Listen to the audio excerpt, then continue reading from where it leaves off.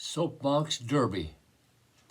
When we were back on North Walnut Grove, my brother David entered the local Soapbox Derby. Boys had to build a coaster car from scratch with no hands-on help from anyone.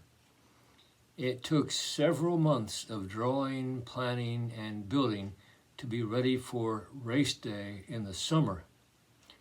All racers used the same kind of wheels and axles.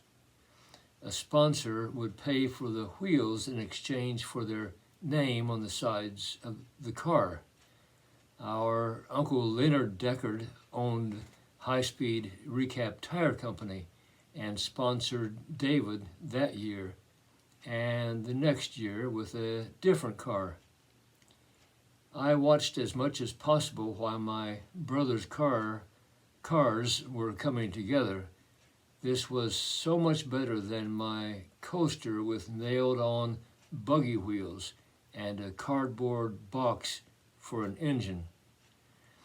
The winners from the local derbies moved on to the national championship in Akron, Ohio. David's car didn't take him to Akron, even with the name High Speed on the sides. But it was all a great, fun experience, so much so that the next 2 years I picked up my brother's mantle and built 2 different cars. We were now in a house that had a big basement to work in, and the evil things that hid there didn't bother me when I was working on my racers. My first car was red. Uncle Leonard came through yet again, and I was pleased to have the High Speed lettering on my car and Jim on the sides of the cockpit. Little did I know when race day came that my picture would be in the Daily Herald Telephone, or that we would be doing the whole race twice that year, once on Saturday and again on Sunday. On Saturday, I was sitting in my race car, ready to go down the long hill.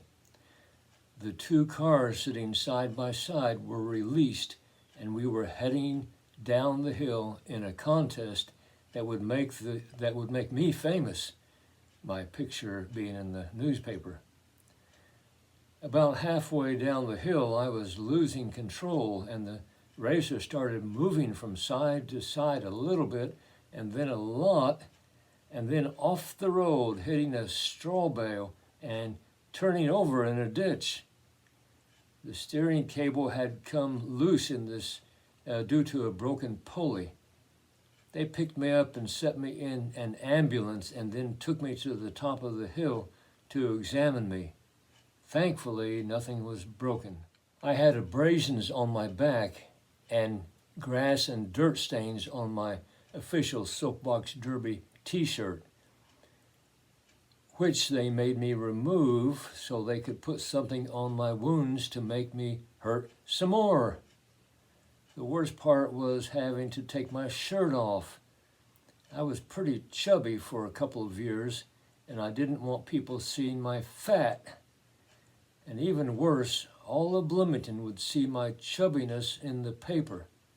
And I would be delivering that paper on Monday afternoon. My car had a bent axle and I had a bent spirit.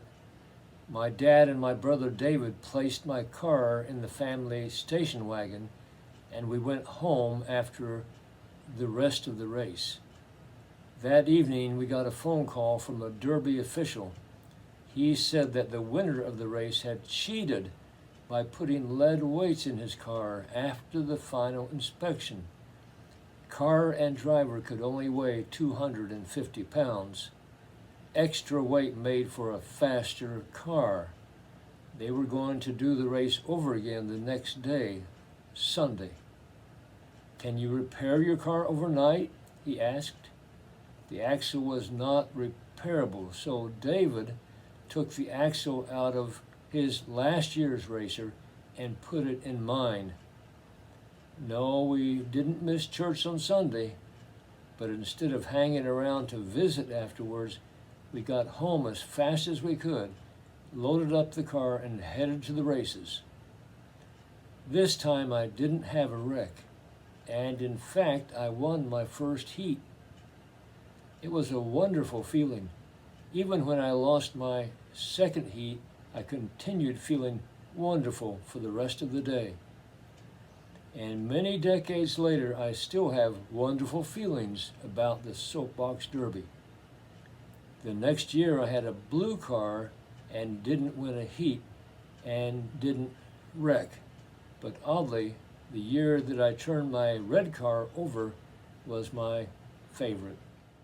Thank you for joining me today. Here are some pictures, and I hope you can tune in again next time for a story about my first real car. It'll be fairly, almost pretty exciting, so be sure and join me. God bless you.